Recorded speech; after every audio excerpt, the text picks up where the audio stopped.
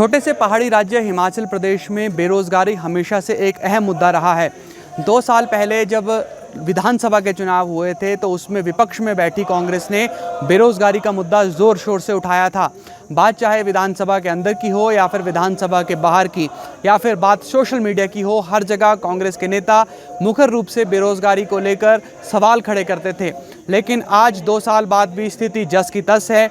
जो स्थिति पिछली सरकार में थी उससे भी बदतर स्थिति में आज युवा आ चुके हैं, क्योंकि लंबे वक्त से कई भर्ती परीक्षा परिणामों का इंतज़ार किया जा रहा है और साथ ही साथ नई भर्तियों का भी इंतज़ार हो रहा है। इस समय हमारी मौजूदगी शिमला के इवनिंग कॉलेज में है और इसी इवनिंग कॉलेज में एक लाइब्रेरी भी है जो बहुत साल पुरानी है और जो तमाम युवा हैं जो अलग अलग एग्ज़ाम्स की तैयारी कर रहे हैं वो इसी स्कूल यहाँ पर इसी लाइब्रेरी में पढ़ने के लिए आते हैं और पढ़ाई की जा रही है ताकि भविष्य सुरक्षित हो, रोज़गार मिले। उसके लिए युवा यहाँ पर रोज़ाना पढ़ाई करने के लिए आते हैं। लेकिन दूसरी तरफ सवाल ये खड़ा होता है कि सरकार से आखिर मिल क्या रहा है।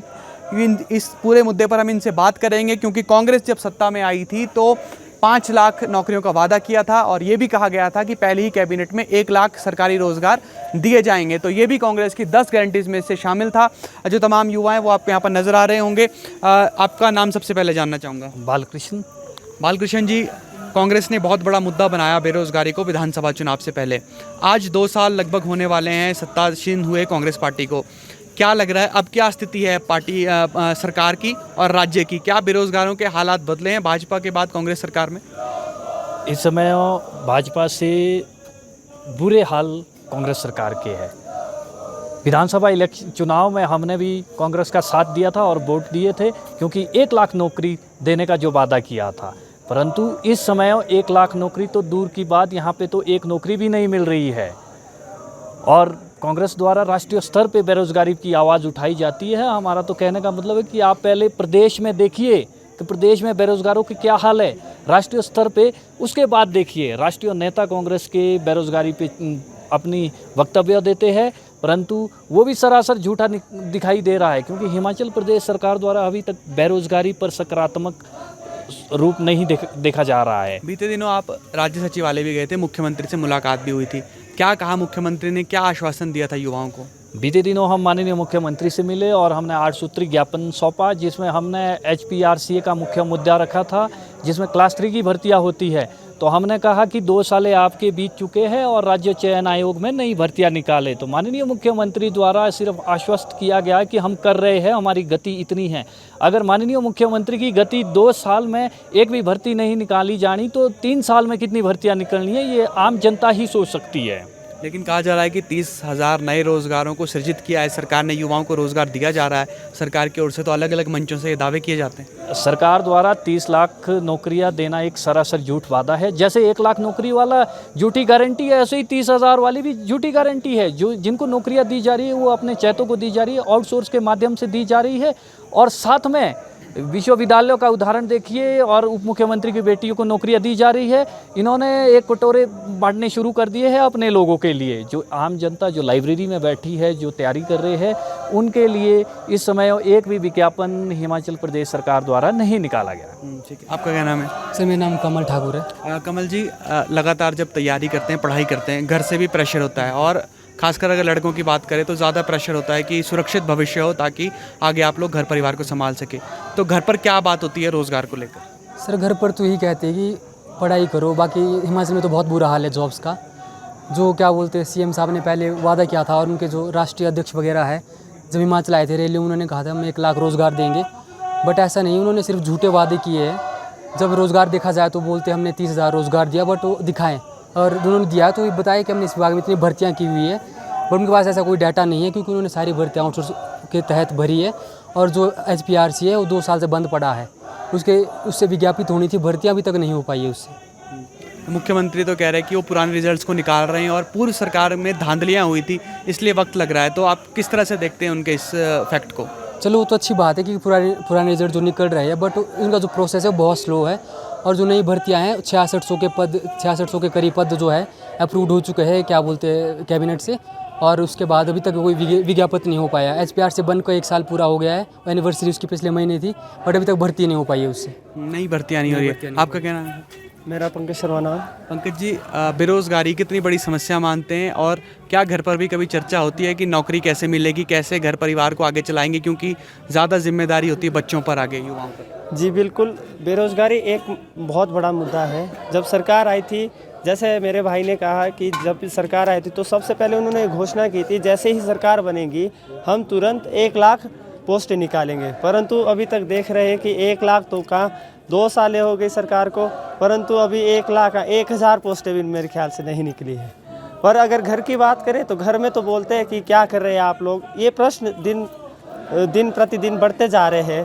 घर वाले सोचते हैं पता नहीं लाइब्रेरी में क्या कर रहे हैं, पढ़ाई करें कि नहीं, पढ़ाई कहाँ से करें जब कोई पोस्ट ही नहीं निकाल रहा, किस चीज़ का पढ़े हम। तो मेन मुद्दा तो बेरोज़गारी के, मेन मुद्दा बेरोज़गारी। आपका क्या नाम है सर?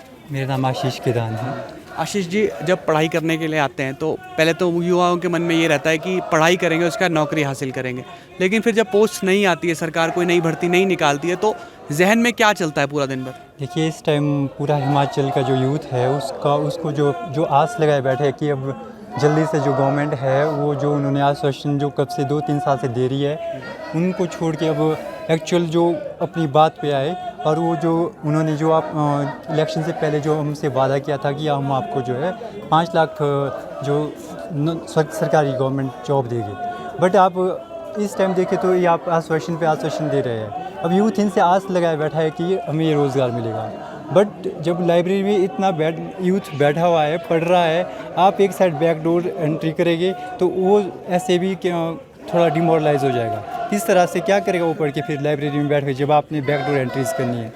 इसलिए हम सब आपसे उम्मीद करते हैं और प्रार्थना करते हैं कि आपसे जो आप ये बैकडोर भर्ती कर रहे हैं उसको बंद करें, और जल्दी से जल्दी जो HPRC है उसको जो मास लेवल पे जो एक नोटिफिकेशन निकालता था वो निकाल दे, और जल्दी से जल्दी जो नई भर्तियाँ हैं वो शुरू कर दे।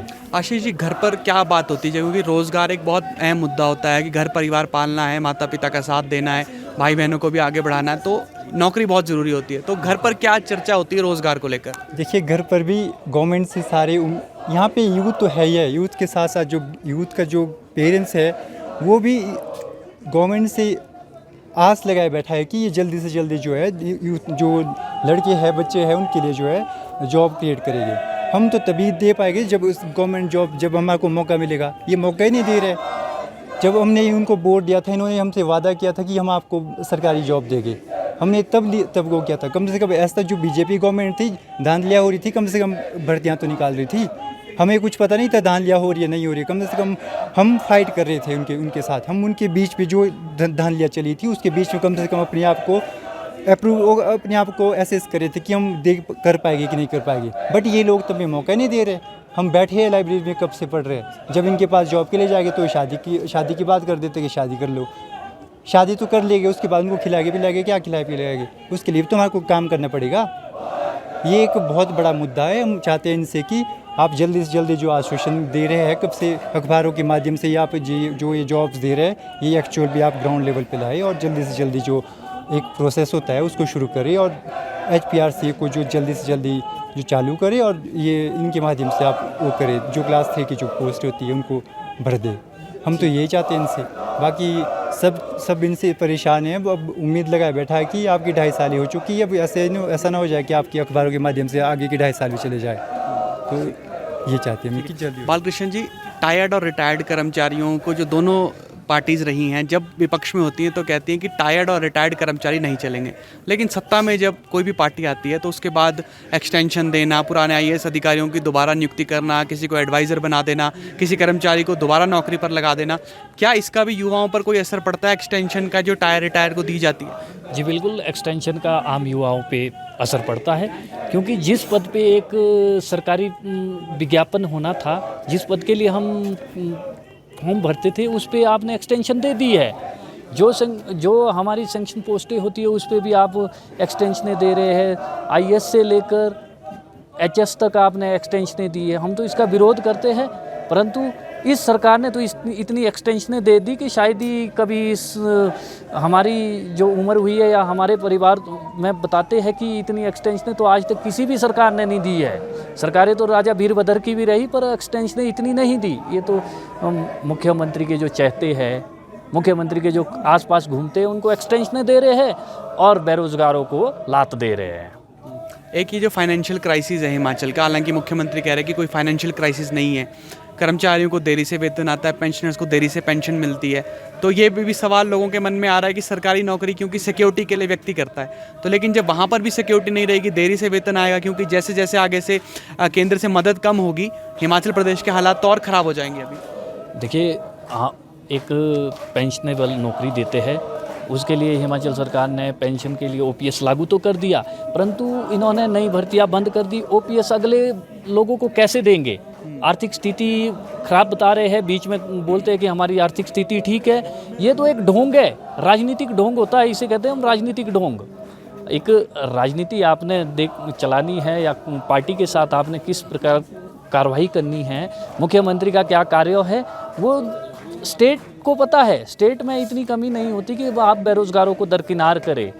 जो सरकार है वो अकेली एम्प्लॉय की नहीं है, बेरोज़गारों की है, आम जनता की है, और आम जनता रोज़गार मांगते हैं और बेरोज़गार हर घर में मिलेंगे आपको। अगर पेंशनेबल नौकरी भी कर रहा है, उसका बच्चा भी आज बेरोज़गार है, वो भी आज नौकरी मांग रहा है। ठीक है, शुक्रिया बालकृष्ण जी बात करने के लिए।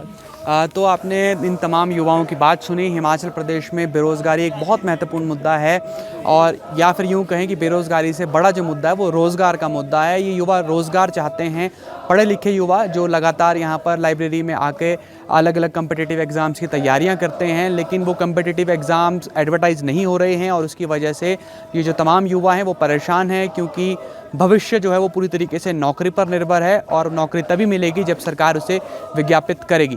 फिलहाल के लिए इतना ही। आप जुड़े रहिए एबीपी लाइव के साथ। For exclusive and insightful videos, subscribe to our new channel ABP Live Premium.